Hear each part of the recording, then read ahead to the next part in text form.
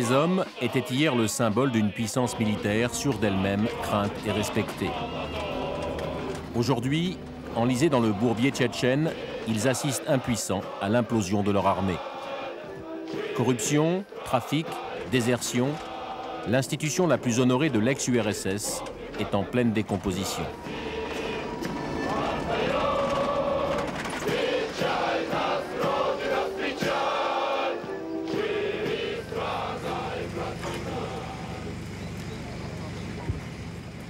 Un campement ordinaire de Grozny. Le moral des troupes est à la hauteur des conditions de vie et comme partout en Tchétchénie, l'armée russe survit.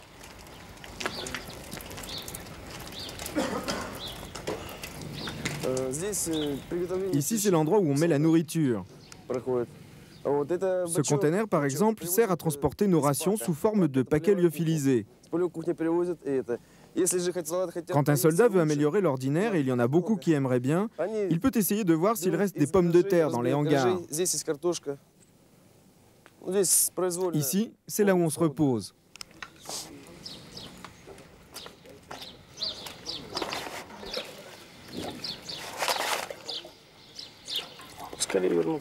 Moi, tout ce que je veux, c'est rentrer au plus vite chez moi. Tu es d'accord avec cette guerre? Non. Et qu'est-ce que tu en penses?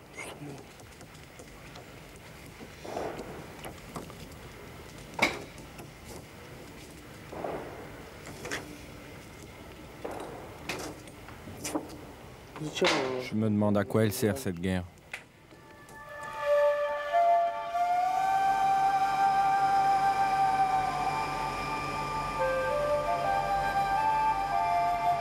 Dans cet hélicoptère de transport de troupes, des parachutistes rentrent de Grozny. Le moral n'y est pas, tout manque, l'enthousiasme, la discipline et même la vodka. Les héros sont fatigués d'être ballottés n'importe où, n'importe comment. Ils n'y croient plus. Perdus parmi les uniformes, 2 mères de soldats. Elles étaient parties à la recherche de leur fils disparu. Elles rentrent bredouille à Mozdok, la base arrière de l'armée russe en Tchétchénie.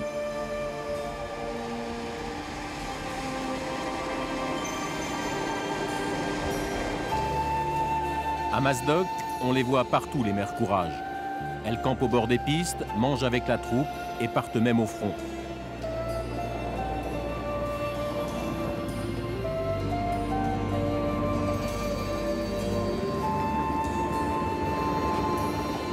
Des mères de soldats en pleine zone militaire, un symbole du laisser-aller qui règne dans l'armée russe. Un manquement élémentaire à la discipline militaire qui n'étonne plus personne. Здесь, я уверен, мы хоть что-то сделаем нужное. Поможем действительно привести хотя бы эту дурную Россию, нашу дурную сейчас Россию, которая сейчас есть. Нормальный рост, понимаете? А сейчас, если Чечня сейчас уйдет от нас, остальные потянется что? Татарстан, Башкортостан и дальше что? Это я тоже понимаю. И потерять Россию. Но когда сын там, то уже, вы знаете, мысли работают совсем в другом направлении. У меня мать тоже так думает. Совсем другом.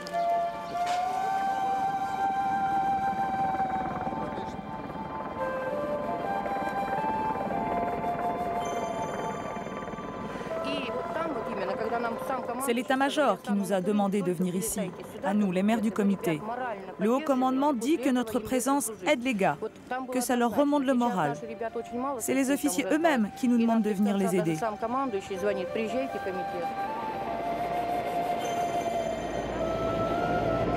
Il y a 10 ans, les familles n'avaient même pas le droit de savoir si leur fils était en Afghanistan.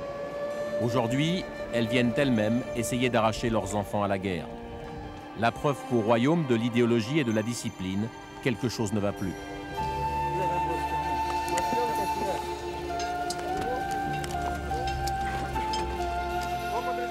Privée des valeurs qui faisaient la force de l'armée rouge, la machine militaire russe fuit de partout et se grippe. Chez les hommes de troupe comme chez les officiers, on n'a plus aucune confiance. L'intendance ne suit pas, on vit mal, coupé du monde, sans même de quoi se nourrir ou s'habiller correctement.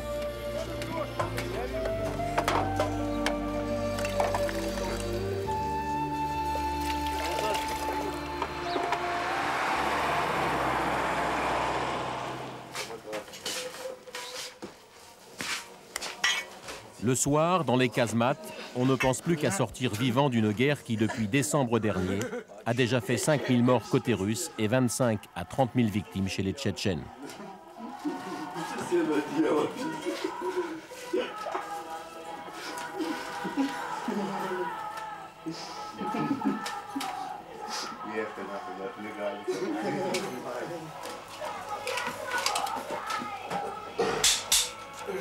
Même devant des journalistes étrangers, les sous-officiers russes n'hésitent plus à critiquer la guerre. En Tchétchénie, on met notre nez là où on n'a pas à le mettre. Moi, je trouve cette guerre complètement inutile. Combien de nos copains sont morts et combien mourront encore? Nous, on se bat uniquement pour venger nos copains. Seulement pour ça et pour rien d'autre. Et pourquoi voudriez-vous qu'on se batte? Hier, ils étaient là avec nous, et voilà, aujourd'hui, ils sont morts.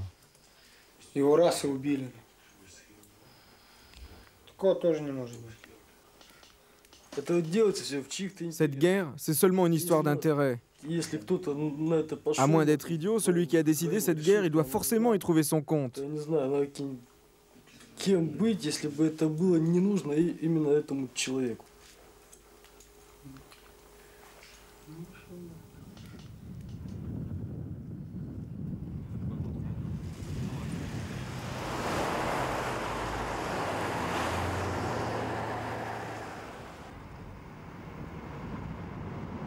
La débâcle de l'armée russe, Alexandre Gilin est l'un des mieux placés pour en parler. Il a passé 15 ans sous l'uniforme. Démissionné par l'actuel ministre de la Défense, le général Gratchov, il est aujourd'hui la bête noire des militaires. Journaliste aux Nouvelles de Moscou, chaque semaine, il dénonce la corruption, les trafics et les crimes de ses anciens supérieurs. L'armée, aujourd'hui, lui fait peur. Sous Brejnev, la militarisation du pays était à son apogée. Presque toute la société travaillait pour l'armée. Plus d'une personne sur 3 travaillait pour le complexe militaro-industriel.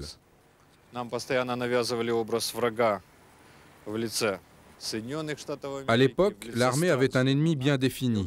C'était les États-Unis, l'OTAN, les pays capitalistes, quoi.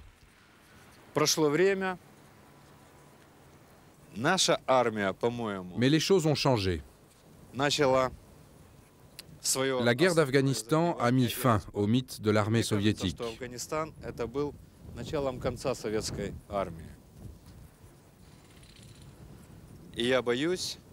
J'ai peur que dans le futur, cette armée, ou ce qu'il en reste, soit amenée à jouer un rôle dans la fascisation du pays.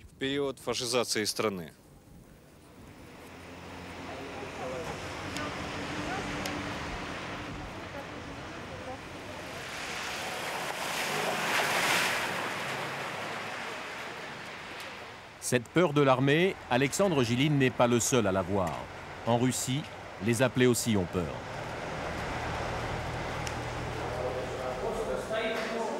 Grâce au contact que Gilin a gardé avec certains officiers, nous avons pu nous en rendre compte en visitant ce centre de recrutement. Les jeunes Russes aujourd'hui ne veulent plus faire leur service militaire. 70% des conscrits se dérobent à l'appel. Pour le major Kernagitsky, responsable du principal centre de recrutement moscovite, c'est l'existence même d'une armée en Russie qui est directement menacée. Les conséquences de cet état d'esprit risquent de provoquer la disparition pure et simple de certaines unités. D'autres continueront d'exister mais cesseront d'être opérationnelles. Déjà, par exemple, certains régiments de la célèbre division d'élite Kantemirovskaya ne peuvent plus compter que sur un 5e, voire un 10e de leurs effectifs. En un mot, ça veut dire que des officiers sont obligés de faire le travail des soldats? Oui, c'est bien ça. Dans certaines régions, il y a des unités où les officiers doivent faire la sentinelle. Et ça, aucun règlement militaire ne le prévoit. Nous parlons des soldats, mais il y a aussi des problèmes avec les officiers. Beaucoup désertent et nous sommes obligés de faire appel à plus de 10 000 officiers de réserve. Comment expliquez-vous ça? Quel est l'état d'esprit des jeunes qui viennent ici? Il faut sans cesse les convaincre. leur expliquer que ça n'est pas si terrible que ça. Bien sûr, il y a des problèmes. Il n'y a pas d'eau chaude, par exemple, et la nourriture n'est pas excellente. Mais bon, le service militaire, ça vous fait un homme.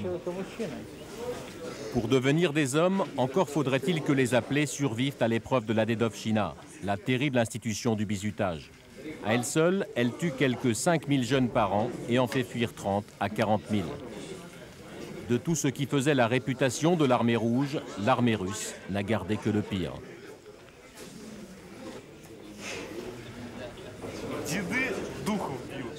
Les anciens battent les bizus. C'est clair? Je me fais comprendre? Les vieux, c'est ceux qui sont proches de la quille, les plus âgés. Et les bizus, c'est ceux qui viennent d'arriver, c'est-à-dire nous dans pas longtemps. Et c'est si terrible? Bien sûr, c'est terrible de se faire battre tous les jours. Et tu te présentes quand même à l'appel, malgré le bizutage. Tu sais pourtant ce qui va t'arriver.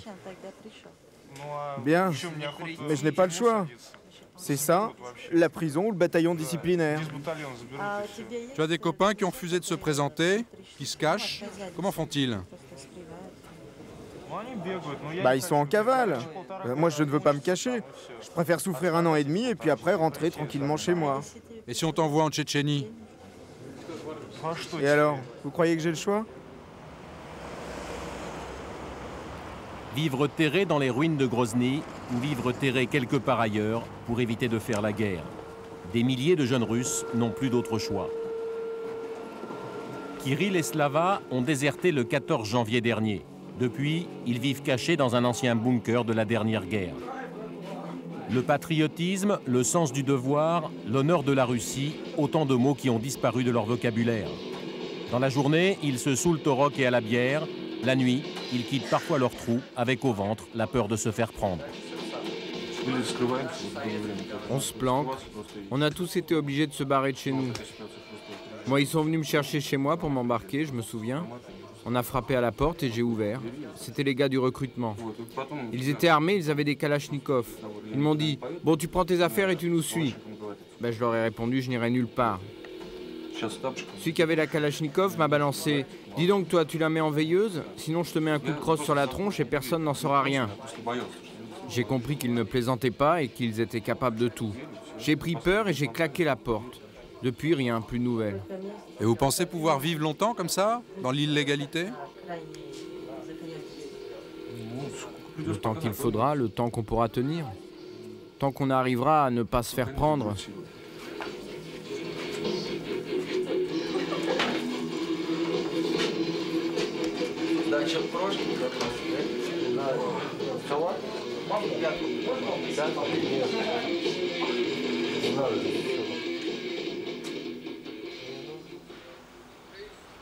Premier point de chute pour les déserteurs, le 4 passage Loujnikov, le comité des maires à 2 pas du Kremlin.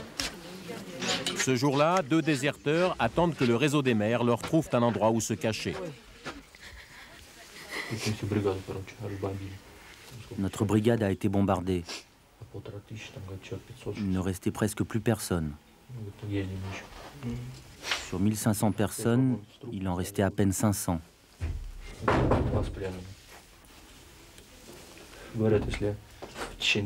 Je me souviens, il y avait 5 wagons de cadavres et ça faisait plus de 2 semaines que les congélateurs étaient en panne.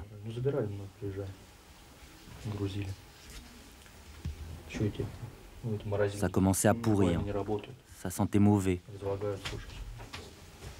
Il y avait même un début d'épidémie. Et aujourd'hui, qu'est-ce que tu crains le plus? Qu'est-ce qui te fait peur? Ce qui me fait peur, ma mère m'a ramené de là-bas illégalement.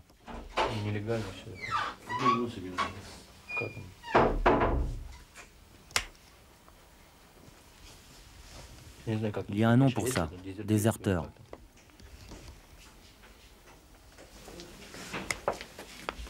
Quand on a un fils à la guerre, c'est ici, au comité des maires, qu'on vient chercher des nouvelles et de l'espoir. Ma petite maman, je vous écris cette lettre pour vous raconter ce qui se passe ici. Pour l'instant, nous n'avons pas eu de pertes humaines. Maman, si tu veux me revoir un jour, si tu veux me récupérer, écris au commandant de l'unité. Écris-lui que tu es seul avec 4 enfants. Tenez, je n'arrive plus à lire. Je viens de rencontrer un journaliste de la télé et il m'a promis de te remettre cette lettre. Surtout, dès que tu l'auras lue, écris tout de suite au commandant. Sinon, il se pourrait que l'on ne se revoie plus jamais. Ça, c'est sûr. Regardez mon fils, comme c'est un beau petit.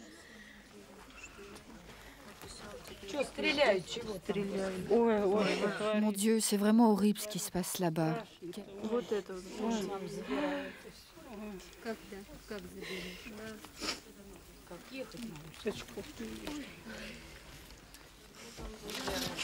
Madame Trukhanovich arrive de Minsk, en Biélorussie. Depuis un mois, elle est sans nouvelles de son fils, officier en Tchétchénie, et l'armée est incapable de lui en donner. Galina Ivanovna, la responsable du comité, a monté un véritable réseau pour retrouver la trace de chaque victime des combats en Tchétchénie.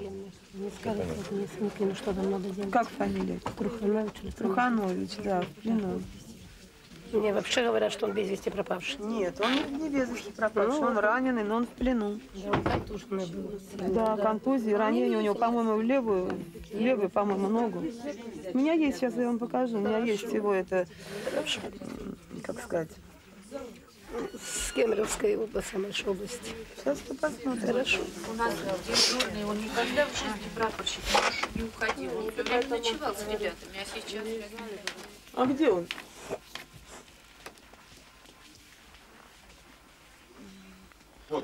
А, вот он. Это, знаете, да, вот этот список, Труханович, это он находится в пригороде Грозного.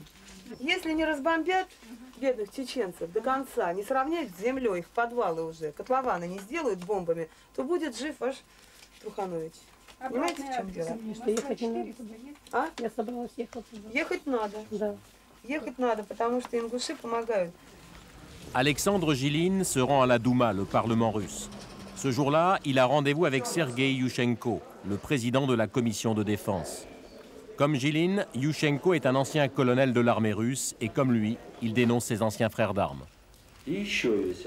Vous voulez que je vous dise les vraies raisons de cette guerre? Pour moi, c'est simple. La mafia militaire a trouvé là un bon moyen de se faire beaucoup d'argent grâce au commerce des armes, de la drogue et au trafic en tout genre.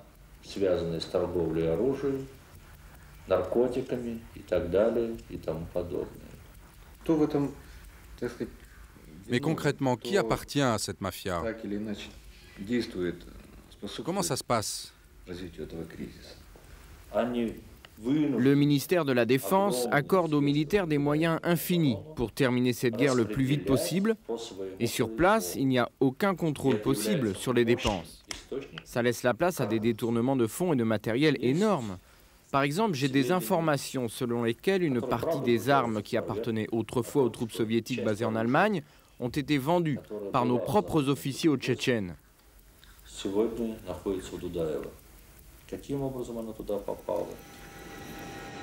La preuve des accusations de Yushchenko, la voilà. Cet ordre de vente de matériel militaire russe aux dirigeants du Nord-Caucase. Il est signé par le ministre de la Défense, le général Gratchov lui-même. Ce document est une des preuves déterrées par Alexandre Jiline. Dans son combat contre la mafia militaire, il a déjà remporté des victoires. Ces révélations ont forcé le gouvernement à limoger quelques seconds couteaux. Mais les principaux généraux impliqués restent intouchables.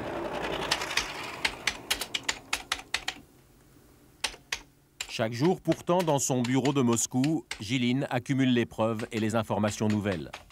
De plus en plus d'officiers et de magistrats ont compris que son courage et son obstination pouvaient finir par payer. Voilà une série de documents sur une affaire que j'ai révélée et qui a fait pas mal de bruit. Elle concerne la vente d'armes de l'ex-armée rouge stockée en Bulgarie dans le cadre du pacte de Varsovie. Au bas de ce document officiel, tous les généraux concernés ont signé l'autorisation de vente. Officiellement, un numéro de compte russe est indiqué pour le virement.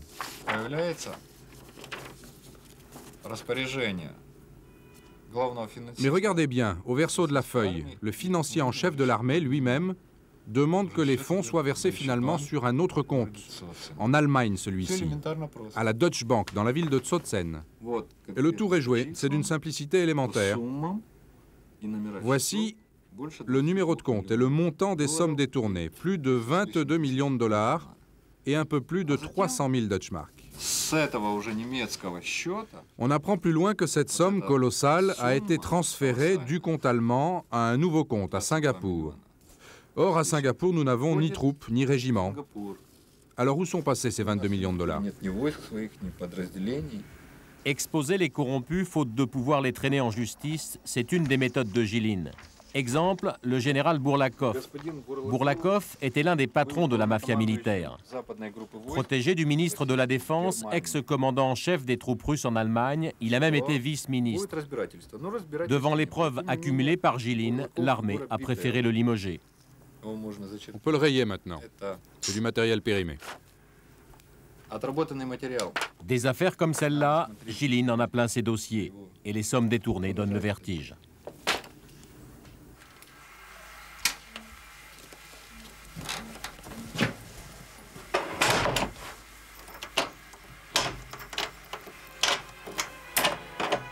En Russie, s'attaquer à l'armée, c'est risquer sa vie.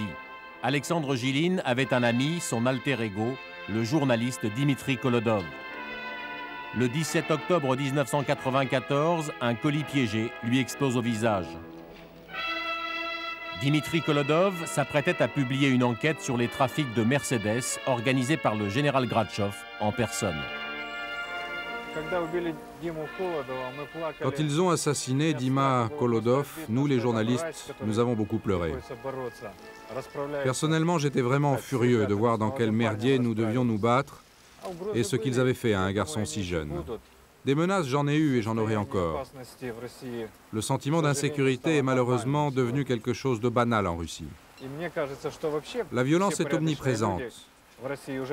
Il me semble que tous les gens un peu intègres se sont désormais habitués à cette peur et j'ai bien peur que demain, ce soit encore pire. De toute façon, cela ne doit pas nous empêcher de continuer à faire notre travail.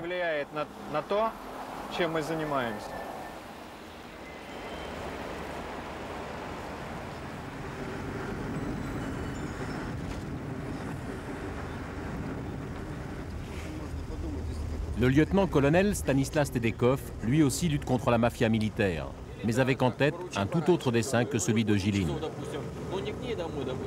Leader de l'Union des officiers, principale organisation néofasciste de l'armée, Tedekov vient tout juste de sortir de prison.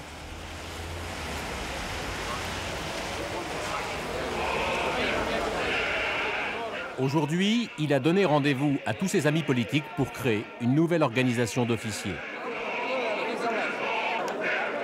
Dans le hall, ouvertement proposées à la vente des brochures nazies et antisémites.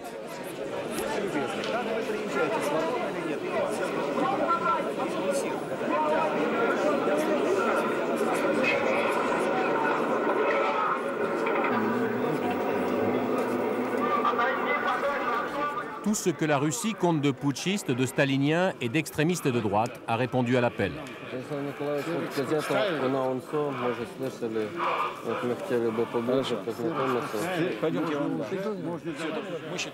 Le plus dangereux pour notre armée, ce n'est pas le manque d'armes, d'argent ou d'équipements militaires. Non, le plus dangereux pour nous, c'est la perte des valeurs spirituelles.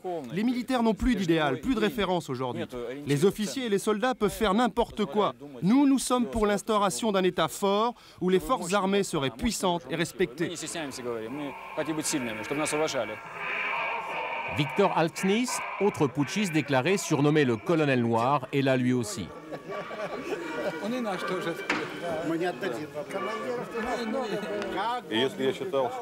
L'armée prendra le pouvoir, c'est inévitable. Si en 1991 je pensais qu'un coup d'État militaire était impossible, je m'aperçois année après année que cela devient de plus en plus probable.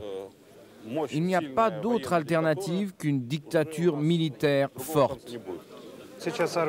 Et les militaires qui sont ici, ils n'ont pas peur d'être vus par Gratchev, leur ministre? Vous savez, la plupart de ces officiers viennent de province. Il leur est strictement interdit de participer à ce genre de réunion. Pourtant, ils sont ici et en uniforme. Non, ils n'ont pas peur. Qu'est-ce qui peut leur arriver? D'être limogés? Et alors?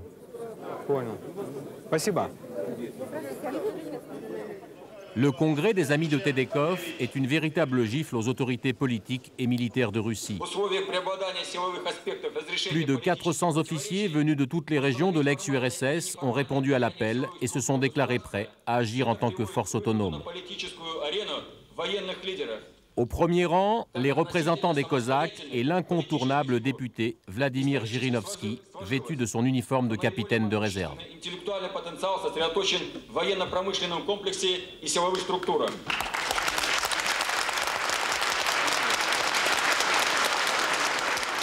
L'alliance des anciens rouges et des toujours bruns, jamais à court de solutions radicales.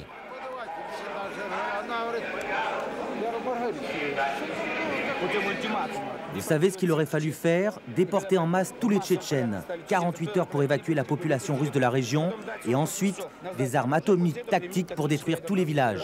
Vous avez tout à fait raison. Mais dans ce pays, il y a trop de gens qui ne vous comprennent pas. Ah bon, ils ne comprennent pas? Eh bien, laissez-moi vous dire, la vie les obligera à comprendre.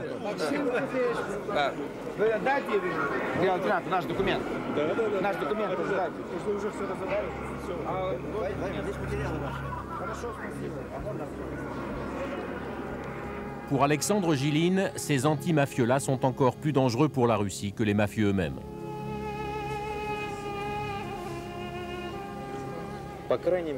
Attention de ne pas se tromper, il faut prendre ces gens-là très au sérieux. Souvenez-vous, au début, on a voulu faire passer Jirinovski pour un clown à moitié fou. Et aujourd'hui, regardez-le. Il constitue une vraie menace pour les démocrates de ce pays.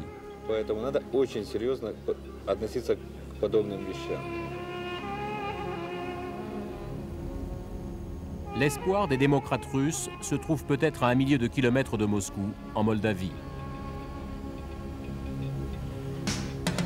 En 1992, une violente guerre civile oppose les autorités moldaves qui demandent leur rattachement à la Roumanie aux 800 000 habitants russes de la petite république autonome.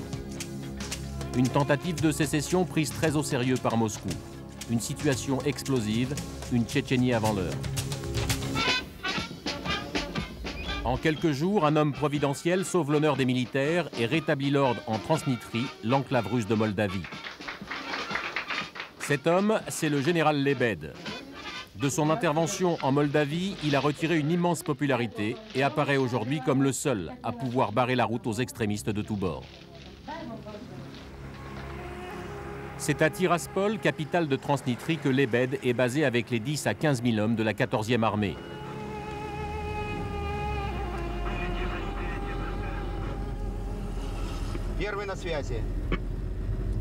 Le colonel Bergman est le bras droit du général Lebed, son homme de confiance.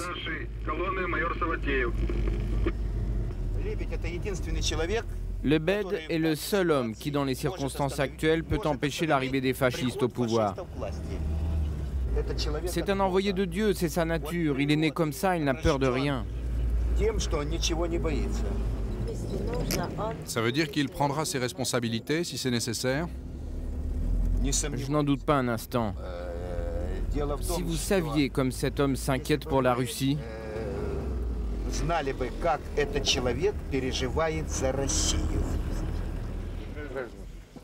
prêchant l'honnêteté et la discipline, Lebed a fait de son armée un modèle. Aujourd'hui, près de 80% des officiers voient en lui le remplaçant du général Gratchev. Mieux, de plus en plus de Russes aimeraient le voir prendre la place de Boris Yeltsin. Sous les ordres de son aide de camp, une unité spéciale d'une centaine d'hommes est chargée de traquer la corruption. Dans les dossiers du colonel Bergman, les preuves que le président de la République moldave lui-même est lié à la mafia et que 2 autres ministres du gouvernement sont recherchés pour meurtre en Lituanie. Secret, renfermé, le général Lebed ne se montre que très rarement. Pour le journaliste, Alexandre Gilin, il a fait exception. C'est vrai, les officiers ne touchent pas leur solde, leurs conditions de vie sont difficiles. Mais ce sont des officiers russes, s'ils résisteront, ils survivront. Même s'ils n'arrivent pas à sauver l'État, ils sauveront l'armée. Dans la situation de crise économique que nous connaissons, il faut agir. Il faut faire les premiers pas sur une route très longue, suivre l'étoile du berger et savoir où on va. Bien sûr, ce sera dur, bien sûr, ce sera long. Certains se perdront en route, d'autres mourront, mais le plus important, c'est de savoir vers où on va.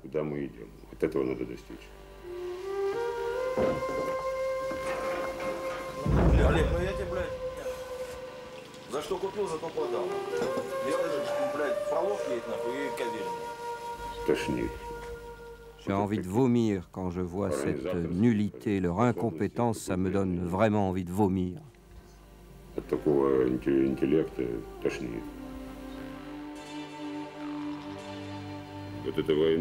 Cette guerre, cette sale petite guerre en Tchétchénie a été organisée tout spécialement pour redorer le blason du président Eltsine.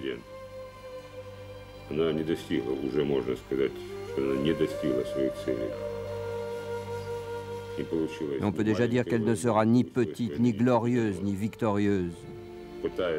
En tentant de garder l'unité de la Fédération de Russie, ce pourrait bien qu'on arrive à une guerre généralisée, et que ce soit tout le Caucase qui s'enflamme.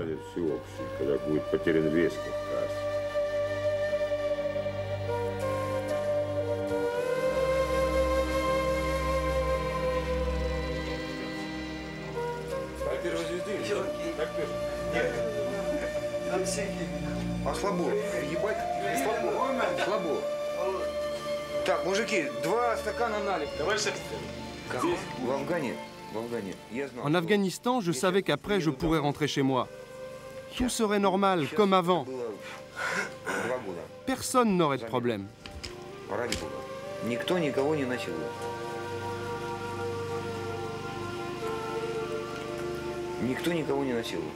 Personne n'aurait de problème. Là-bas, en un sens, c'était plus simple. C'était la couleur de la peau qui faisait la différence entre eux et nous. On savait pourquoi on nous avait envoyés là-bas. Contre qui on se battait. Ici, c'est la merde. On comprend rien.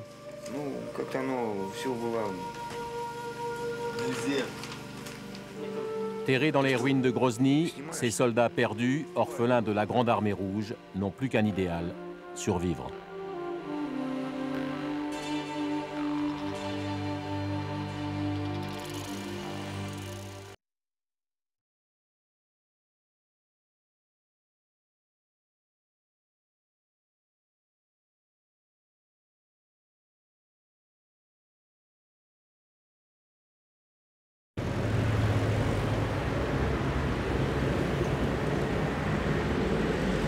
Nous sommes aux portes du Caucase, à Krasnodar.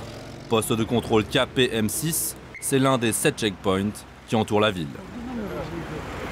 Sécurité renforcée, contrôle multiplié, la Tchétchénie est pourtant loin, à 600 km. Mais pour entrer ou sortir d'ici, il faut montrer patte blanche, surtout si l'on est originaire du Caucase et qu'on a le visage un peu basané. Pas de substances illicites, drogue, armes, rien de tout ça? Non, non, rien de tout ça.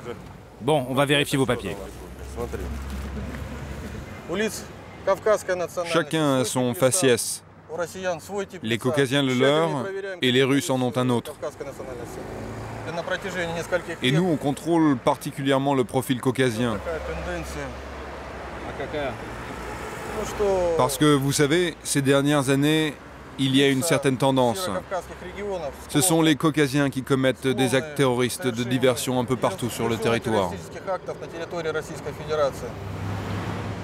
Guerre en Tchétchénie, attentats suicides, prise d'otages, autant de raisons invoquées pour imposer à la population des contrôles incessants et l'inciter à coopérer. Les automobilistes et les passagers qui passent ici peuvent voir s'il y a des visages qu'ils connaissent. Et ils peuvent donc nous renseigner. Ces portraits robots, ce sont pour l'essentiel des Caucasiens. Ce sont eux qui ont commis ces méfaits.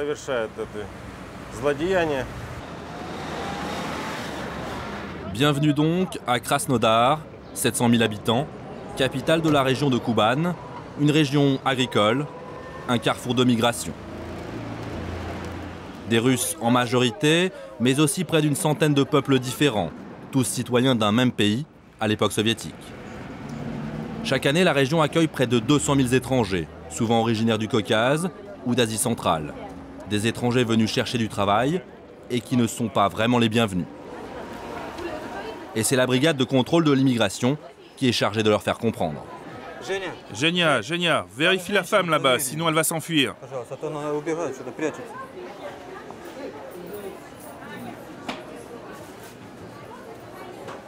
Appelle la femme. Vous, je vous préviens, si je vous vois travailler ici, on vous punit. Vous avez jusqu'à la fin de la semaine pour quitter le territoire. Hein, n'oubliez pas, sinon vous serez expulsé.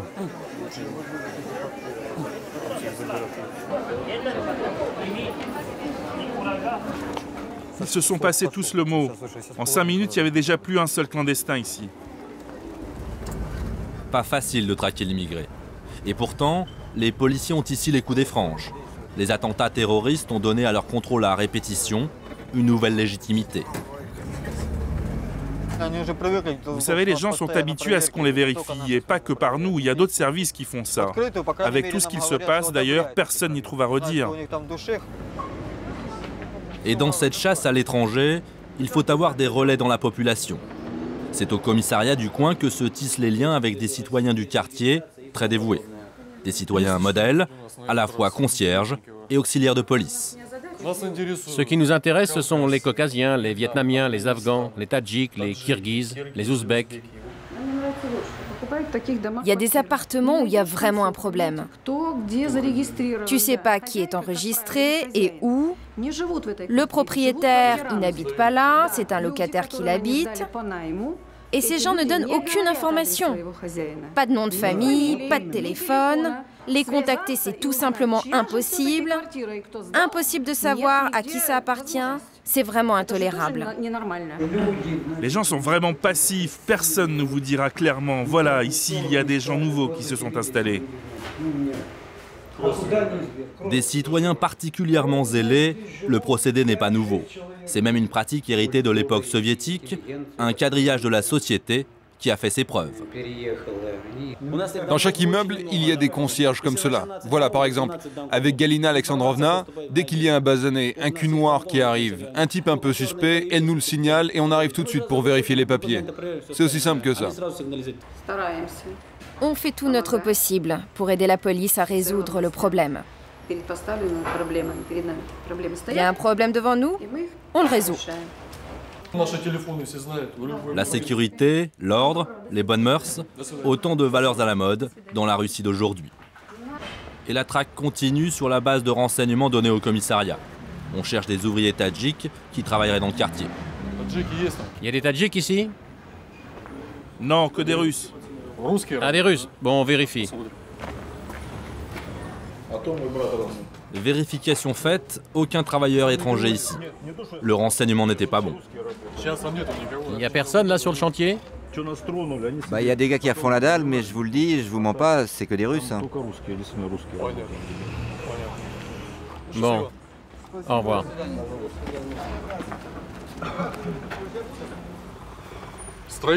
Les ouvriers ici sont basanés, alors les gens ont cru que c'était des immigrés qui travaillaient, des Arméniens ou des Tadjiks. Et qui vous a donné l'information? C'est les gens au commissariat qui nous l'ont donné, les gens avec qui on vient de parler. Ce problème d'immigration, on en parle partout dans les médias, dans les journaux ou à la télé. Et aussi au niveau législatif, il y a de nouvelles lois qui sont adoptées. C'est ici, à l'administration régionale, que ce harcèlement prend force de loi. Car le gouvernement de Krasnodar se dote depuis 10 ans d'un arsenal législatif ultra répressif en matière d'immigration. Un étranger qui arrive ici doit s'enregistrer dans les 3 jours et une commission spéciale décide de la durée de son séjour dans la région. Une position à la limite de la légalité, mais qui commence à faire figure de modèle dans toute la Russie. Quand tu vois l'ennemi en face, quand tu vois son visage, tu peux le combattre. Mais quand il se cache derrière les traits d'un immigré clandestin, c'est beaucoup plus difficile. Mais notre expérience locale en matière de lutte contre l'immigration, la loi fédérale russe s'en sert depuis déjà 2 ans. Pour faire passer son message, le pouvoir local utilise tous les moyens, politiques ou médiatiques. Ici, à NTK, la télévision régionale, la ligne éditoriale est claire, on travaille pour le gouverneur. Il y a 2 ans, le pouvoir local lançait une vague d'expulsion de travailleurs étrangers. La chaîne médiatise l'opération, les journalistes n'ont plus qu'à obéir et à oublier leurs états d'âme. J'ai eu pitié. Je ne pouvais pas me réjouir du malheur de ces gens. Et j'ai raconté ce qu'ils ressentaient et je leur ai donné la parole. Après ça, on ne m'a plus jamais confié ce genre de reportage. Parce qu'il fallait leur parler comme à des criminels. Il fallait leur dire « Mais comment as-tu osé venir chez nous, comme ça, en douce ?» Et moi, ça, je n'ai pas pu. Pas de place pour la critique ou même la neutralité, le message ne souffre aucune nuance. Ici, comme ailleurs en Russie, l'indépendance des médias n'est pas à l'ordre du jour. Toute télévision d'État doit couvrir le problème de l'immigration illégale, selon le point de vue de l'État. Parce que c'est comme un cancer qui peut mener à la destruction de la nation. Par exemple, quand il y a un conflit entre un immigré clandestin et un de nos concitoyens, qui vit lui de manière légale, qui paye ses impôts et qui a donc droit légitimement de bénéficier de la protection de l'État, eh bien notre chaîne a tendance à prendre le parti du citoyen. Suspicion, xénophobie, préférence nationale, la porte est ouverte à tous les dérapages, au racisme. Bahir en est l'une des victimes. Arrivé d'Afghanistan avec sa famille il y a 13 ans, il se croyait parfaitement intégré à Krasnodar. Jusqu'à ce jour de novembre 2003, alors qu'il attendait seul un ami en plein jour, une vingtaine de jeunes Russes l'insultent et l'agressent, sauvagement. Résultat, traumatisme crânien, nez fracturé, dents cassées et 2 opérations chirurgicales. Ils pensaient certainement que j'étais tchétchène, pas russe en tout cas. Et ils ont commencé à me parler grossièrement. Ils m'ont dit « Qu'est-ce que tu fous là, cul noir? Casse-toi ». L'un d'entre eux m'a donné un coup sur la tête et je suis tombé.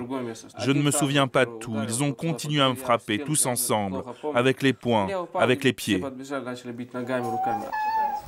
Dans la famille de Bahir, l'agression a renforcé le sentiment de discrimination ressenti par tous. Une discrimination vécue au quotidien, surtout depuis les derniers attentats qui ont secoué la Russie. Normalement, selon nos traditions, une fille doit porter un foulard. Mais ici, c'est pas possible, parce que sinon la police peut te prendre pour une femme tchétchène et t'emmener tout de suite au poste. J'ai une copine dans ce cas, ils l'ont emmenée au poste sans rien lui dire et elle a dû payer pour être libérée.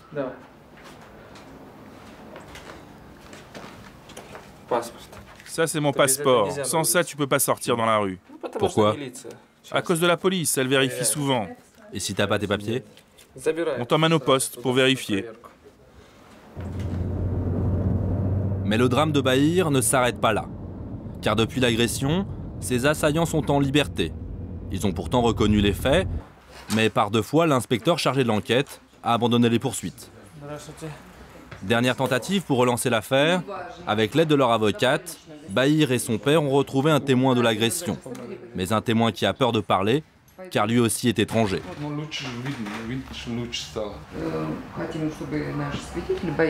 Bon, notre témoin a peur. Mais le juge nous a promis qu'il aura droit à un témoignage anonyme. C'est bien, non? Oui, vous savez, il était avec moi, il a tout vu. Il est allé à l'hôpital? Oui, il était à l'hôpital avec moi. Il a pris des coups à la mâchoire, il a une dent cassée et la pommette enflée. Je lui ai dit, tu étais là-bas. Toi aussi, on t'a frappé. On te demande qu'une chose, c'est de témoigner. 10 mois ont passé depuis les faits, et malgré son obstination, Bahir sait que ce nouveau témoin ne suffira pas à relancer la procédure. Il a perdu tout espoir de voir un jour ses agresseurs sous les verrous. J'ai fait ma maternelle ici en Russie. puis l'école primaire. Je rentre cette année à la fac. Vous savez, la plus grande partie de ma vie, je l'ai passée ici en Russie. C'est ma seconde patrie. Je vais même bientôt obtenir la citoyenneté russe. Et pourtant, ils ne me considèrent pas comme un des leurs. On me regarde toujours de haut. Dans cette histoire, s'il y avait eu un Russe à ma place, je suis sûr et certain que les coupables seraient déjà en prison et que l'affaire serait résolue. Ce qui m'indigne, c'est que la victime soit laissée ainsi sans défense, que personne ne l'aide à part son avocat. Moi, je cours, je porte plainte, je dépose des recours, et la justice, elle annule. Elle annule, elle annule. Retour à l'administration régionale. C'est ici que travaille, aux côtés même du gouverneur, Vladimir Gromov, chef des Cosaques et porte-drapeau d'une politique ultranationaliste. Héros de l'orthodoxie, il est de ceux qui défendent une Russie blanche et éternelle, sans tabou ni retenue. Dans ma rue, je suis le seul Russe qui reste. Tous les autres, c'est des Arméniens. Je vis dans un village et je n'ai personne à qui parler. Le problème, c'est avec nos jeunes. Quand ils vont en discothèque, ils n'entendent que de la musique arménienne. Et ça, nos jeunes, ils ne peuvent pas s'y faire. Moi, ce que je dis, le gouverneur ne peut pas le dire. Mais il est au courant de la menace et de l'état d'esprit des Cosaques et de la population russe à l'égard de ces nouveaux arrivants. Il est au courant de tout cela. Nous sommes à 80 km de Krasnodar, au cœur du territoire cosaque. Ici, les traditions ont la vie dure et les valeurs cosaques n'ont pas pris une ride. Elles sont même en plein essor. Depuis plusieurs années, une trentaine d'écoles de la région ont créé des classes spécialisées pour que s'épanouisse le renouveau cosaque. Chers amis et invités, bienvenue dans notre République cosaque. Au programme, histoire de la Sainte Russie, chant de résistance et patriotisme guerrier. Le cosaque a une mission sacrée, défendre la nation contre l'envahisseur étranger. Le cosaque est vigilant et garde les frontières qui nous séparent des peuples étrangers. Chantons le cosaque, que le Caucase nous entende et que la Russie se mette en rang derrière nous. Les Cosaques, rempart historique contre le barbare du Caucase. Sur ce terrain, ils sont des partisans très fervents de la politique du président russe dans la région. Tant que la Russie n'aura pas affirmé sa politique dans le Caucase, on aura des problèmes. Regardez, la Tchétchénie, l'Ingouchie, ce sont des points chauds. Et ça, c'est une vraie menace pour la Russie. Il faut qu'une fois pour toutes, la Russie dise qui est le maître dans la région. Pour nous les Cosaques, c'est la Russie, indiscutablement. Tout le monde ici est sur la même longueur d'onde. Les Cosaques, comme la déléguée du ministère de l'Éducation, venue de Krasnodar. Sa présence est tout à fait officielle. Le gouverneur appuie sans réserve ce renouveau patriotique dans les salles de classe. Autrefois, il y avait les organisations de jeunesse, les pionniers, les jeunesses communistes qui encadraient nos enfants. Alors quand elles ont disparu, les organisations cosaques ont pu prendre leur place et remplir le vide. Ce que l'on veut, nous, c'est que nos enfants aiment leur patrie, qu'ils soient encore plus proches d'elle. À 2 km de là, le quartier général cosaque. À tout moment, cette milice populaire peut mobiliser près de 800 personnes. Tous sont des civils, volontaires. Ils portent l'uniforme cosaque par conviction. Les attentats sont dans tous les esprits. Le péril islamique n'est pas loin. Les musulmans, c'est des gens mauvais, hein? Al-Qaïda, tout ça, la terreur. Eh ben nous, on a le Caucase et on sent le danger plus que vous. C'est dangereux, très dangereux. Il faut les combattre avec leurs méthodes. Pour eux, si tu tranches la gorge à quelqu'un, t'es un homme. Chaque vendredi, la police de la ville vient au quartier général cosaque demander renfort. Ici, on travaille main dans la main. Lutte anti-drogue, maintien de l'ordre et l'incontournable contrôle migratoire. C'est quoi le programme de travail aujourd'hui? On va vérifier les cartes de séjour. Ok, très bien. Vous avez les listes des personnes dont la carte est périmée? Oui, on a aussi quelques adresses à vous donner. Très bien, pas de problème, on va tout contrôler, toutes les adresses. J'ai besoin d'une voiture, vous pouvez nous en fournir une? Oui, et on vous fournit aussi 2 gars avec.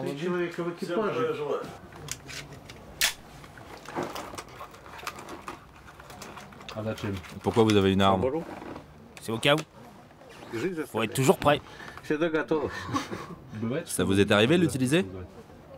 Bien sûr, tu peux pas faire autrement. Les musulmans, ils nous laissent pas le choix. Ici, tout le monde partage les mêmes valeurs, tout le monde se connaît. À l'arrière, les policiers du service de l'immigration. Au volant, Vassili, cosaque de toujours. Kerenosian Grigori. 83 rue des Retraités, on y va. Vous le connaissez, le chauffeur cosaque? Bien sûr, on vit dans le même immeuble. C'est mon voisin. Vous voyez comme le travail nous rapproche. Moi, je suis dans la police, lui, il est cosaque, et on s'entend à merveille.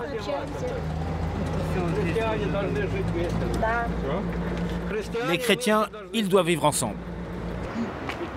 83 rue des Retraités, c'est une famille arménienne qui vit ici. Une famille qui a invité, il y a une semaine, un parent pour quelques jours. La police est bien sûr au courant, elle a l'œil sur tout, partout. Il est où le camarade? Parti. Il est parti, ah bon. On nous a informé qu'il le jette ici, chez vous. Mais il est déjà parti. Bon, d'accord. Alors, s'il vous plaît, donnez-nous votre livret de famille pour qu'on sache qui habite vraiment ici. Ça fait 28 ans que je vis ici et c'est la première fois que la police vient chez moi. Je vous le dis, c'est pas très agréable. Vassili le cosaque a du mal à se contenir. Pour lui, tous les Caucasiens se ressemblent. Ce sont au mieux des réfugiés qui abusent de la Sainte Russie. Hé la dame, laissez rentrer le journaliste chez vous pour voir comment ça vit un réfugié. Mais on n'est pas des réfugiés. Qu'est-ce qu'il veut, lui? C'est qui? Un cosaque? Je vais le zigouiller. Mais qu'est-ce qu'il veut, ce cosaque? Vous savez, c'est ce genre de personne qui nous humilie. Selon un sondage récent, 60% des Russes souhaitent interdire l'accès des Caucasiens à leur territoire. Retour à Krasnodar avec les policiers du service d'immigration. Cette fois-ci, ils ont été bien renseignés. 1, 2, 3, 4, 5, 6, 7. Vous êtes 7? Vous n'avez pas de papier, hein, c'est ça? Bon, qu'est-ce que vous attendez? Allez, on se prépare, on y va, pas de temps à perdre.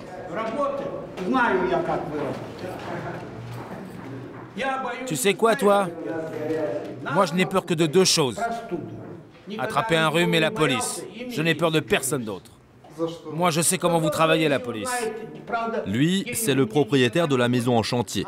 Il n'aime guère la police qui, à Krasnodar, comme ailleurs en Russie, n'a pas très bonne réputation. C'est que la corruption y est très répandue. On en a marre. Ça fait 1 mois qu'on travaille et on n'a pas gagné un kopek. Un coup, c'est un policier qui te met une amende de plusieurs milliers de roubles. Après, tu te fais arrêter dans la rue par un autre. Tu as tes papiers en règle, tout va bien. Et le flic te dit, allez, donne-moi de la thune ou tu veux que je te les déchire, tes papiers. Qu'est-ce que tu veux faire contre ça? Tu peux rien faire. Ça fait déjà la 6e fois qu'on nous embarque. On nous emmène, on nous relâche, on nous emmène, on nous relâche. Oui, mais là, on va pas nous relâcher. Mais vous savez, à Moscou, c'est encore pire. Là-bas, ils t'humilient. Et puis, ils te tabassent aussi si tu dis quelque chose qui ne leur plaît pas. Et ils te tabassent bien. Hein. Mais vous voyez, les pauvres gars comme nous, on les arrête, et les terroristes, ils se promènent en liberté. Bon, revenez-nous vite. Ils viennent du Tadjikistan voisin. Ils n'ont sur eux aucun papier d'identité, et pour cause, ils les ont laissés au service d'immigration pour obtenir l'autorisation de travail, qu'ils attendent toujours. Alors certains osent se plaindre. Si nos lois te plaisent pas, t'as qu'à rentrer chez toi. Pourquoi tu viens ici? C'est pas ça le problème. C'est que quand tu sors dans la rue, le policier il te dit que tes papiers, c'est des faux. On t'a dit de pas bouger, de pas sortir de chez toi tant que tes papiers sont pas en règle. Arrivés au service d'immigration, c'est ici que l'on va décider de leur sort. Au mieux une amende, au pire l'expulsion. Depuis le début de l'année, 1200 immigrés ont dû ainsi quitter le territoire, manu militari. Un pouvoir toujours plus ferme, toujours plus dur, et puis il y a le terrorisme qui autorise les discours les plus radicaux. Il faut mettre chacun de ces gars sous une surveillance stricte. Il faut tout contrôler. Où il vit, avec qui il vit, s'il est venu seul ou accompagné, où est-ce qu'il travaille, connaître ses déplacements, qu'est-ce qu'il a fait de ses journées. C'est beaucoup de travail. On n'a pas assez de policiers pour ça. Et puis nos lois sont trop libérales. Il faut des lois beaucoup plus dures. Si l'on veut combattre efficacement le terrorisme, il faut être ferme, encore plus ferme.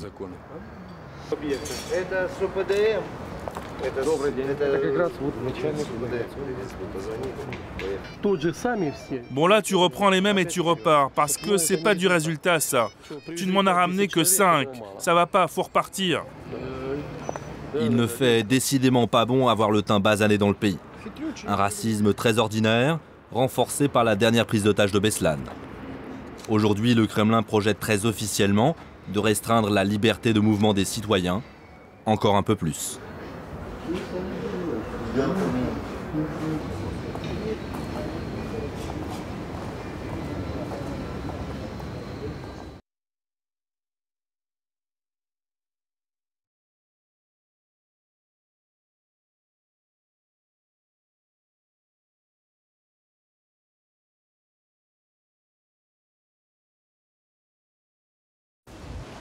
Ekaterinbourg, au cœur de l'Oural, à 1500 km de Moscou. 1,5 million d'habitants et 200 000 drogués.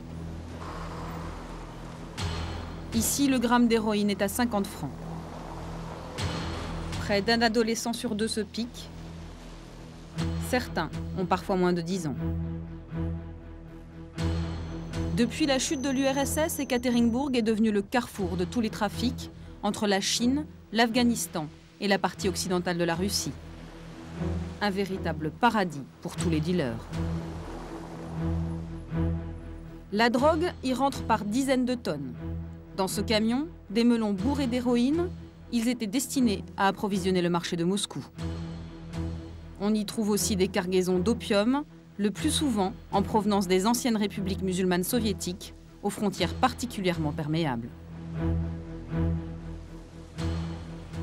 Ces hommes sont tous d'anciens drogués. Ils ont été désintoxiqués et organisés en milice. À leur tête, 3 hommes d'affaires au passé trouble, Igor, Genia et Andrei. 3 justiciers qui ont déclaré la guerre aux dealers. Il y a 1 an et demi, ils ont monté une association, la Ville sans drogue. Depuis, leurs locaux ne désemplissent pas. Venez donc en bas de mon immeuble, ils sont tous dans la rue.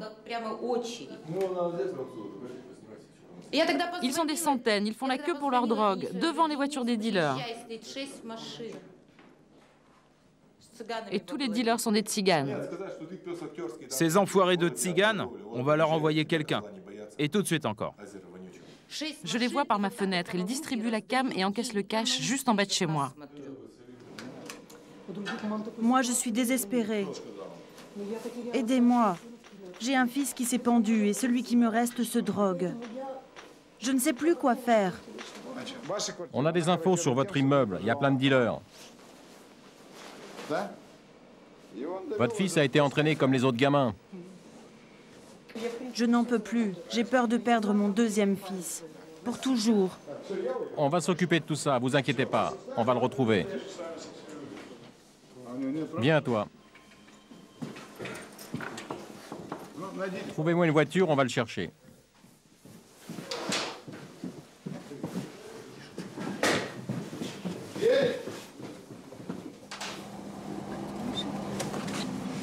C'est bon, on est juste devant vous.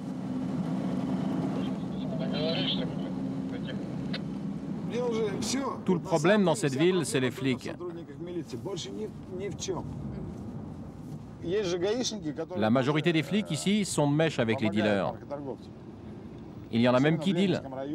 Il y en a beaucoup, mais on les connaît tous. Nous, on a décidé de nettoyer notre ville. Chacun de nous a commencé par nettoyer devant son immeuble, et comme on est de plus en plus nombreux, on va petit à petit se débarrasser de tous les drogués. L'opération d'aujourd'hui a lieu dans un des quartiers les plus pauvres de la ville. Les miliciens n'ont pourtant aucun pouvoir légal. Igor! Igor! Pourquoi tu m'ouvrais pas?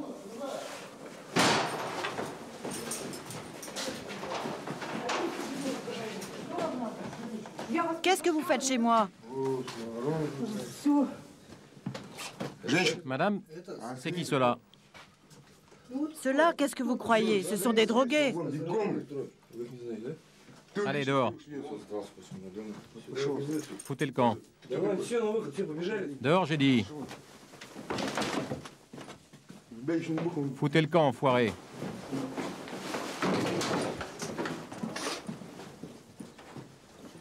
Allez, bouge, dégage. Laissez-moi au moins m'habiller. Laissez-moi mettre mes chaussures et mon pantalon.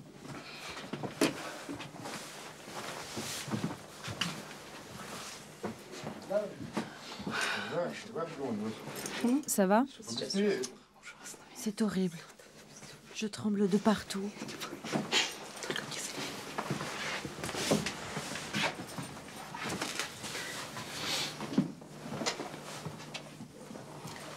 Regardez. Je n'ai plus que ça. Il a tout vendu. C'est le lit où je dors.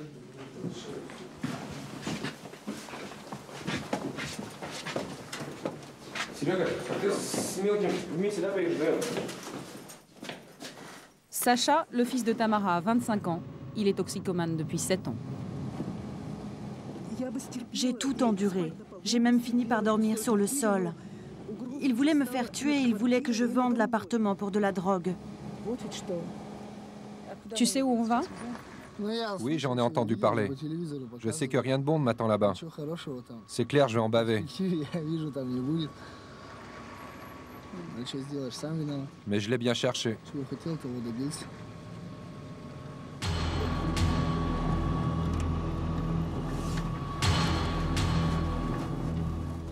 L'avenir immédiat de Sacha, c'est ce centre. Un hôpital-prison entièrement financé par l'association. Sa seule évocation fait trembler tous les toxicomanes d'Ekaterinbourg. La vie ici a des allures d'enfer.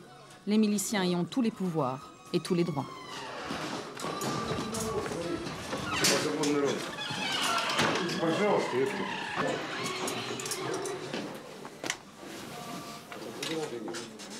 C'est moi qui les ferme?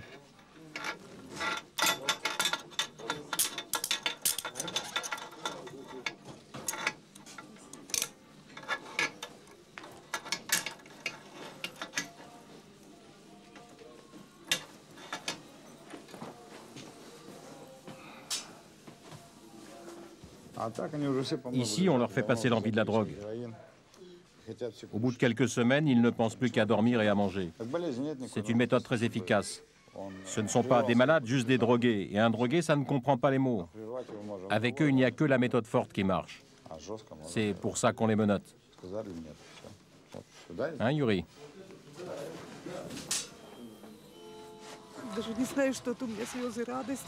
Je ne sais pas si ce sont des larmes d'inquiétude ou de soulagement. Je suis angoissée. Je ne sais pas si j'ai bien fait. Je pense que tout ira bien. Qu'ici, ils vont s'occuper de lui comme il faut. Mais en même temps, ce n'est pas un hôpital.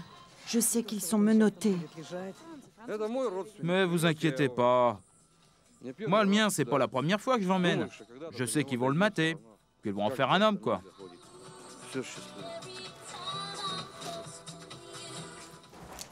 Ils sont 180 drogués à séjourner au centre. Ils ont entre 11 et 25 ans. La plupart ont été dénoncés aux miliciens par leurs propres parents, quand ceux-ci ne les ont pas amenés de force. Première étape de cette désintoxication forcée, 5 semaines menottées à des lits métalliques, sans produits de substitution, sans calmant et sans aucune assistance médicale. Dima a 19 ans. Il se pique depuis 5 ans. Ici, le matin, je me réveille et je n'ai besoin de rien. En fait, je me sens plus libre avec les menottes qu'avec la drogue. Quand tu te drogues, dès le réveil, tu ne penses qu'à une chose. Où voler pour acheter ta cam? J'ai eu tellement d'overdoses avant de venir ici que j'en peux plus. C'est ma dernière chance ici de rester en vie.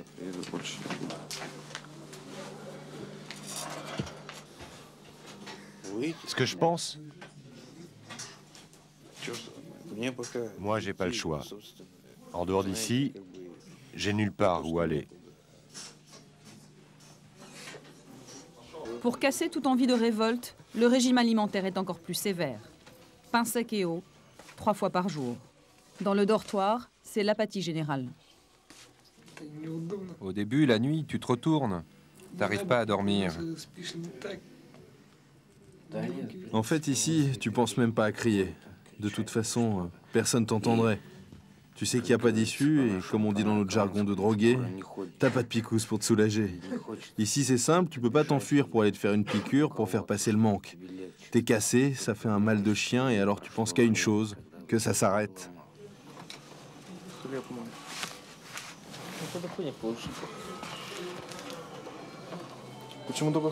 Le pain? Ils font ça pour qu'on soit affamé. Que d'une certaine manière, on oublie le manque. Qu'on pense plus à manger qu'à se piquer. En banlieue d'Ekaterinbourg, à une demi-heure du centre-ville, l'unique hôpital spécialisé dans le traitement des toxicomanes. Pour 2 semaines de désintoxication, il faut dépenser ici 1500 francs, soit presque 3 fois le salaire moyen en Russie.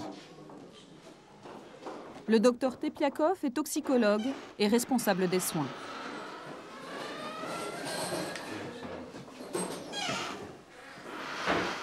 Ici, c'est le cabinet de soins. On a une capacité de 145 lits pour les longs séjours.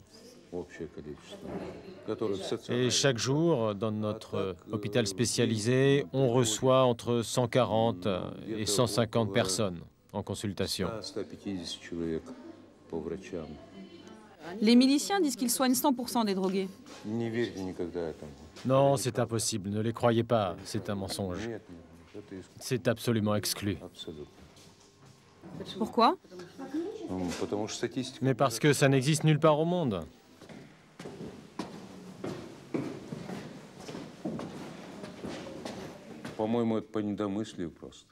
Je pense que c'est de la bêtise. Ces types sont malades. Je n'arrive pas à comprendre pourquoi ils font ça. C'est très dangereux. Le cœur du drogué peut flancher à tout moment. Son système nerveux peut craquer et n'importe lequel d'entre eux peut en mourir. Et je ne peux que condamner de telles méthodes. Après 5 semaines de ce sevrage brutal, les jeunes toxicomanes sont autorisés à quitter la salle des menottes. Ils doivent participer à l'entretien du centre. Les plus anciens pensionnaires ont la charge de faire régner la discipline. Un prêtre vient ici tous les dimanches et la prière est obligatoire avant chaque repas. Au menu, soupe, pâtes et pommes de terre. Contrairement à l'hôpital, tout est gratuit au centre. Les parents doivent juste participer aux frais de nourriture.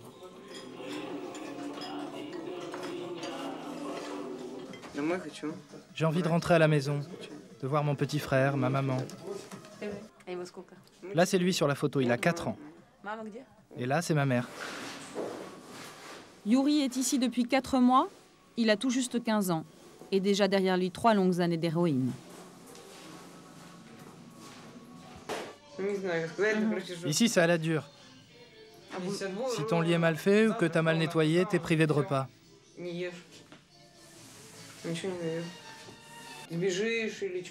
Et puis si tu t'enfuis, alors là, c'est la vraie correction. On te fouette les fesses avec une ceinture. Qui est-ce qui frappe? Ça dépend. Les plus anciens du centre. La semaine dernière, il y en a un qui a réussi à s'enfuir de la salle des menottés. Ils l'ont rattrapé et il a dégusté. Hein. Ils lui ont cassé le bras.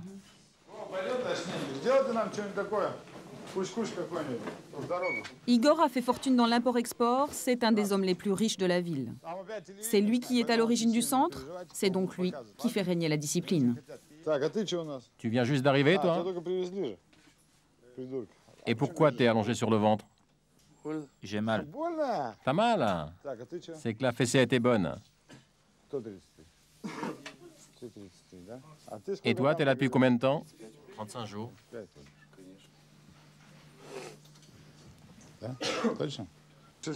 Tiens, détache-moi celui-là, j'ai 2 mots à lui dire.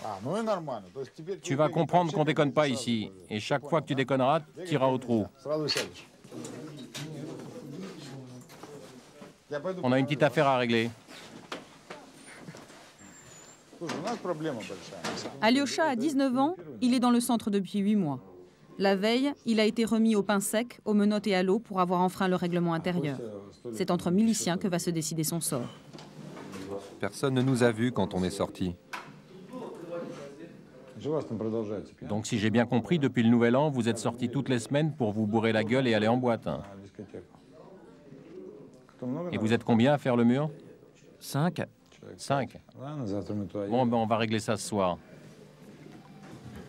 Sortez-le.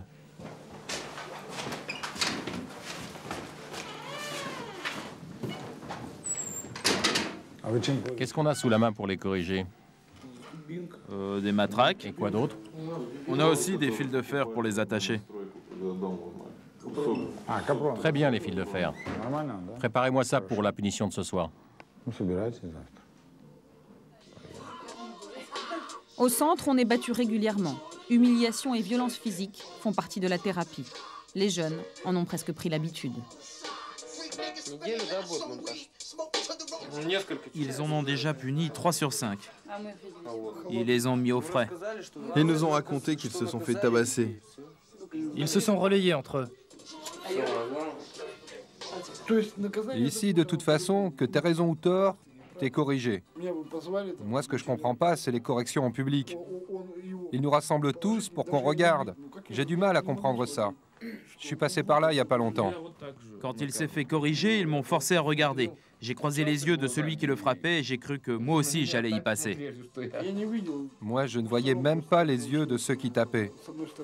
Ils m'ont frappé par devant et par derrière. Le fouet d'un côté, les matraques de l'autre. Ils m'ont fait ça 3 fois. Ils t'ont battu longtemps? Une demi-heure à chaque fois. Et toi, tu voyais quoi dans les yeux de celui qui frappait? J'ai vu du plaisir et du pouvoir. Du plaisir et du pouvoir. Que dire d'autre?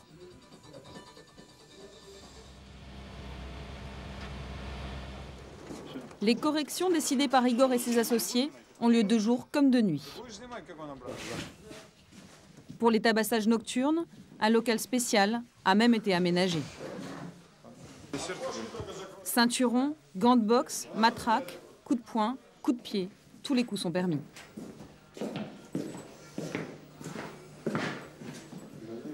Et pour que les passages à tabac soient encore plus exemplaires, ce sont d'anciens toxicomanes devenus membres de la milice qui les infligent.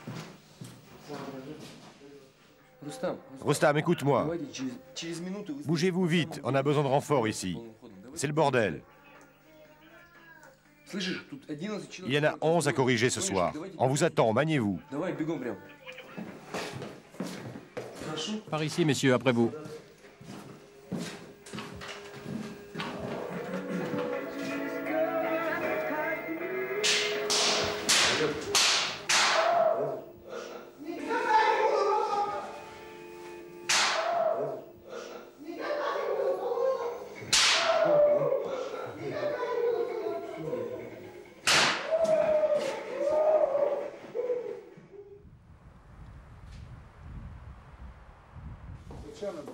Au même moment, Genia et Igor s'apprêtent à dîner tranquillement dans un restaurant de la ville. C'est inhumain ce que vous leur faites. C'est contre les droits de l'homme. Mais de quel droit de l'homme vous parlez? De ceux des drogués? De ces bons à rien? Et nous? Et nos grands-parents? Et nos enfants? On a aussi des droits, comme celui de pouvoir se balader dans la rue sans avoir peur de ces enfoirés de drogués. Et les parents du drogué, eux aussi, ils ont des droits. Ça veut dire quoi, les droits de l'homme? Le drogué, c'est un enfoiré, c'est tout. Et si l'État ne peut pas défendre la société contre les drogués, c'est pas grave, c'est pas un problème. Nous, on s'en occupe. Au commissariat central de la ville, on connaît parfaitement l'existence et les méthodes du centre. Le responsable de la lutte antidrogue a même porté plainte contre Igor, qui régulièrement et publiquement l'accuse de laxisme et de corruption. Ces gens ont un passé douteux. 2 d'entre eux ont fait de la prison. Et je ne peux pas croire que d'anciens criminels, des gens qui ont été des hors-la-loi,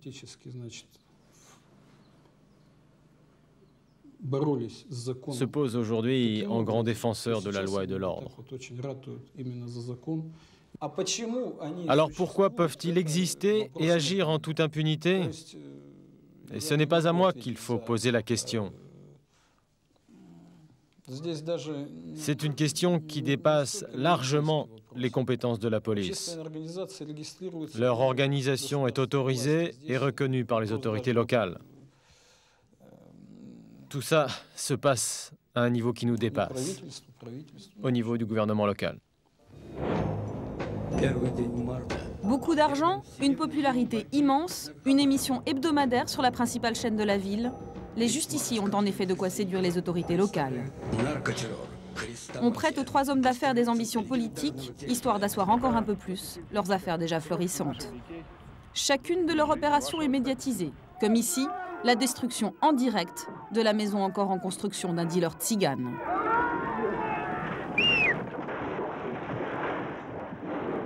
Intimidation et opération choc, toujours étroitement surveillées par les gros bras de la mafia locale, à laquelle ils sont soupçonnés d'être liés.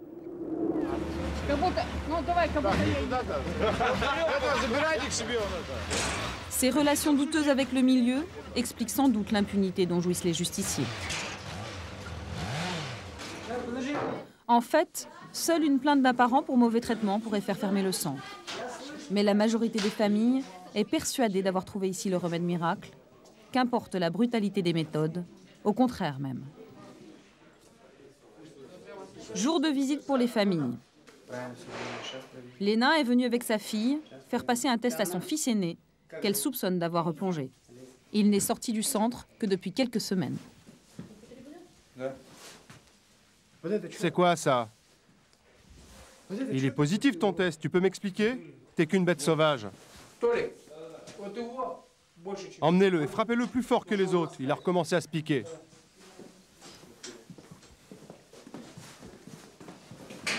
Dimitri ne ressortira pas du centre avec sa mère.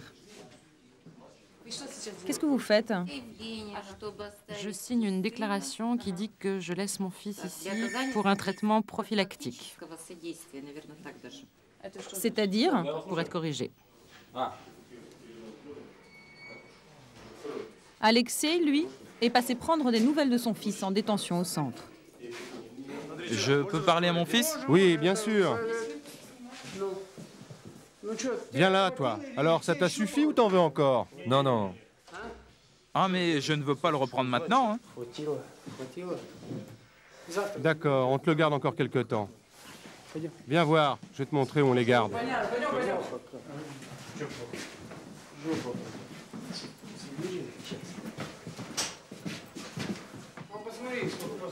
Regarde, ils peuvent rester là 2 semaines.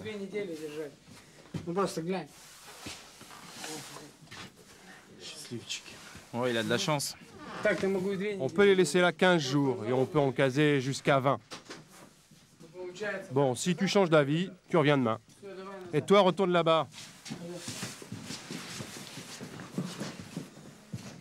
Tu sais, tu peux rester là toute ta vie, nous on s'en fout. On te frappera jusqu'à ce que tu arrêtes de te piquer. J'ai dépensé tout mon argent pour le soigner. Je l'ai emmené dans tous les hôpitaux, ça ne sert à rien. Il a recommencé à chaque fois. Ici, au moins, c'est du concret. Et je le ramènerai chaque fois qu'il recommencera. Qu'il reste au cachot, ça lui fait du bien. Les drogués, ils ne comprennent que ces méthodes-là. Ça passe soit par la correction, les coups de ceinturon, ou encore en les privant de nourriture, ou par les travaux forcés. La rééducation par le travail est un autre principe sacré du centre. Une fois sorti de la salle des menottes, tout le monde doit faire ses 8 heures par jour. Salut, ça va? C'est Andrei qui dirige les équipes. Andrei a été toxicomane pendant 11 ans. Ici, tous les jeunes le craignent. Ils appellent ça la thérapie par le travail. Ça rentre dans notre programme de soins, comme ils disent. Le travail, ça aide bien sûr, mais peut-être pas celui-là. Tu veux dire que c'est inutile?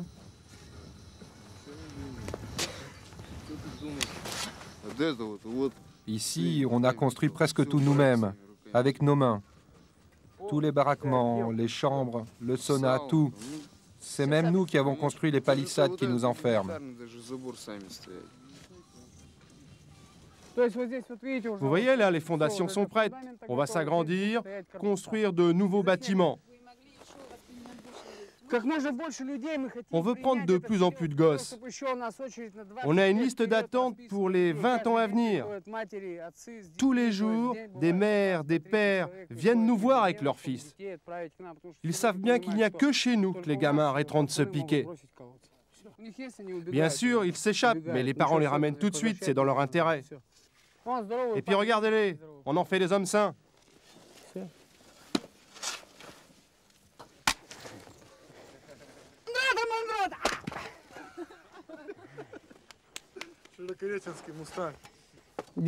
Et toi, le gosse, viens ici.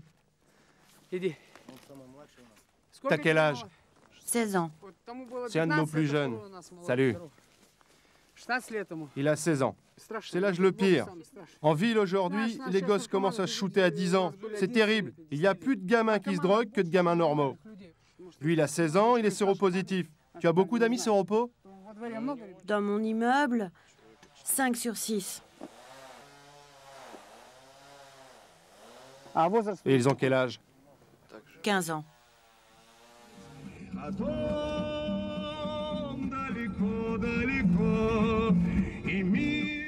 Vassia est un gosse des rues. Recueilli par Igor il y a 2 mois, il est vite devenu la mascotte du centre. Vassia a 11 ans, il sniffe de la colle depuis l'âge de 4 ans. Aujourd'hui, Igor l'emmène voir ses anciens compagnons de galère. Oncle Igor, je vais te montrer où on peut s'arrêter. La bande de Vassia vit dans un égout du centre-ville.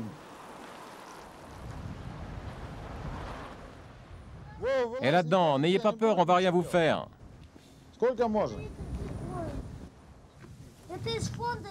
C'est moi et l'oncle Igor.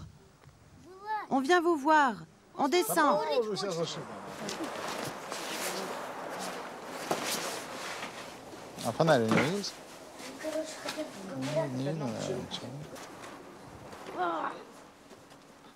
Allez, descends, descends, toi. N'aie pas peur.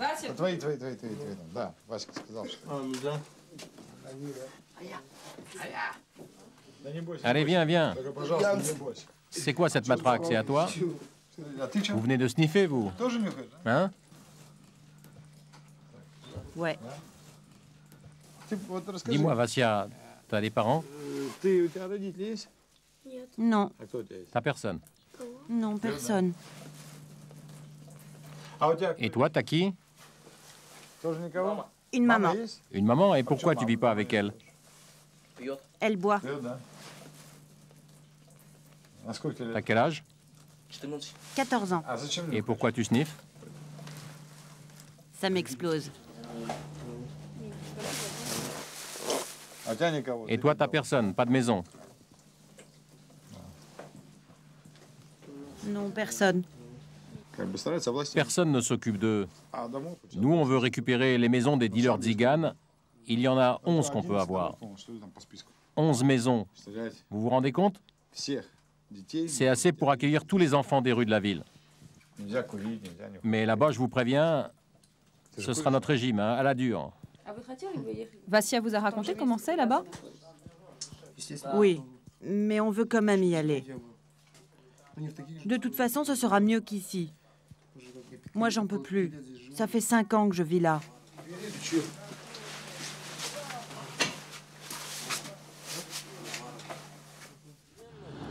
Les dealers, c'est l'autre bête noire des justiciers.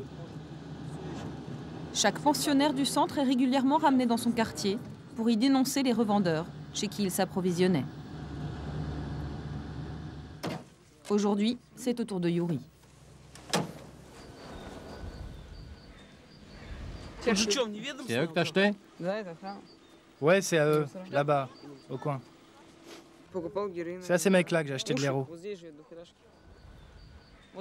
Et là, dans cet immeuble, j'ai acheté à Dounia, la dealeuse.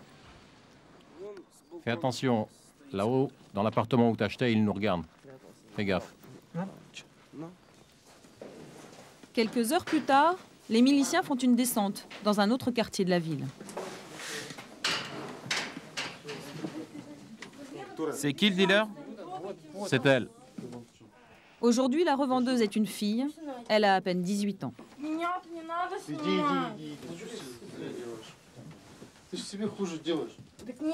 La prise est maigre, quelques grammes seulement. Mais l'essentiel pour les miliciens est de maintenir la pression sur les dealers.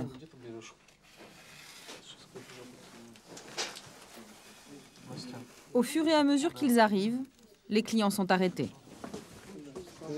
La moyenne d'âge est de 16 ans. En fonction des places disponibles, ils seront conduits dans la salle des menottés.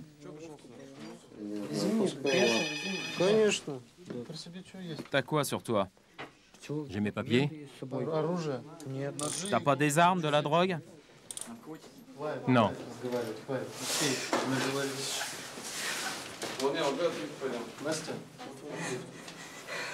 La revendeuse, elle, sera remise à la police.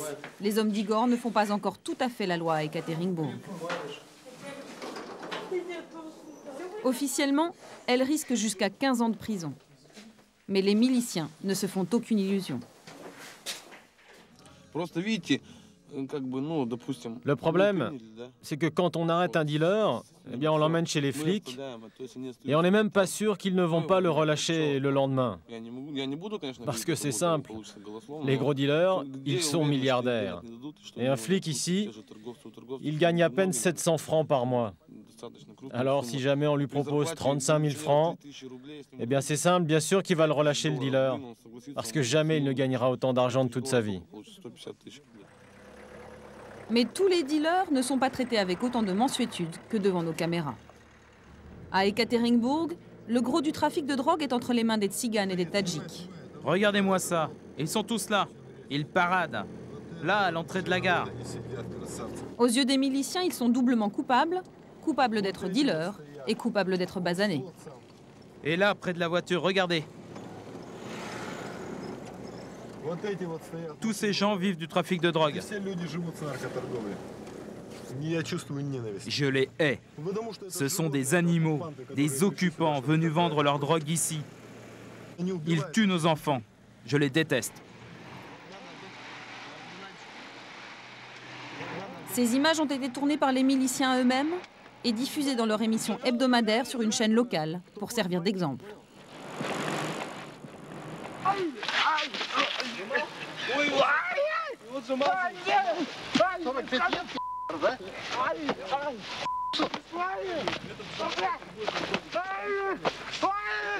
Lui, c'était Jamal, un dealer tadjik. Et voilà le sort qu'on réserve aux dealers. Ce soir, pour la première fois depuis son ouverture il y a 18 mois, c'est la panique au centre. Une mère vient de porter plainte, les justiciers ont été prévenus et craignent une descente de police. Donc on les relâche tous, on nettoie tout, on enlève les couvertures, les matelas et tout? Oui, c'est ça. Personne ne doit savoir qu'on les garde au cachot, hein. Tu comprends, s'ils trouvent une tache de sang ici, ils vont dire qu'on en a tué.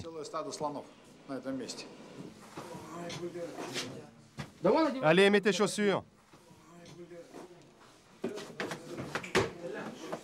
Stop, stop. Sortez un par un, pas tout le monde en même temps. Allez, toi d'abord. Qu'est-ce qui se passe? Ils veulent nous liquider. Ils ne peuvent pas supporter qu'on existe. On les empêche de vivre. Ils ne peuvent pas tolérer qu'existe une organisation comme la nôtre. Une organisation, comment dire, qui est tout simplement incontrôlable.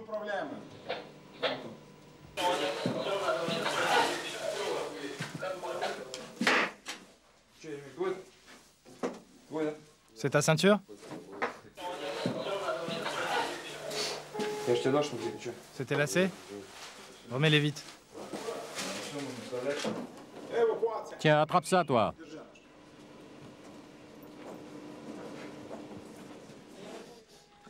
Ça, c'est rien, c'est juste un jouet. C'est rien. Ne vous inquiétez pas. On vous le rend, mais il ne va pas recommencer l'héroïne. On l'a corrigé. Tout ira bien.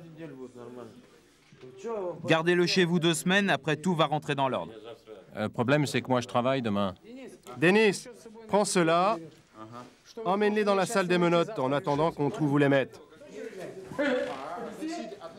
Allez, vous m'enlevez des ordinateurs toutes les informations qui concernent les flics, hein, tout. Et vous me jetez les preuves compromettantes. Alors, Genia, c'est la fin, c'est le déluge? Allez, raconte, qu'est-ce qui se passe? Qu'est-ce qui se passe? Qu'est-ce qui se passe? Il n'y a qu'une salope de mère à porter plainte contre nous. Moi, je dis, dans notre pays, la drogue comme le fascisme ne passera pas.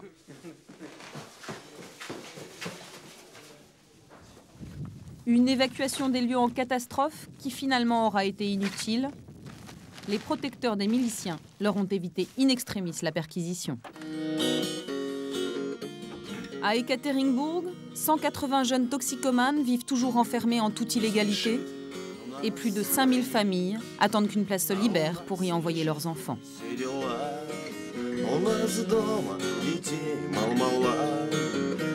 И просто хотелось пожить. У нас дома детей мал-мала. Да и просто хотелось пожить. А не спешит на спину стрелять. А это никогда не поздно успеть. А лучше дай нам дотанцевать. А лучше дай нам песню допеть. А лучше дай нам дотанцевать, а лучше дай нам песню допеть.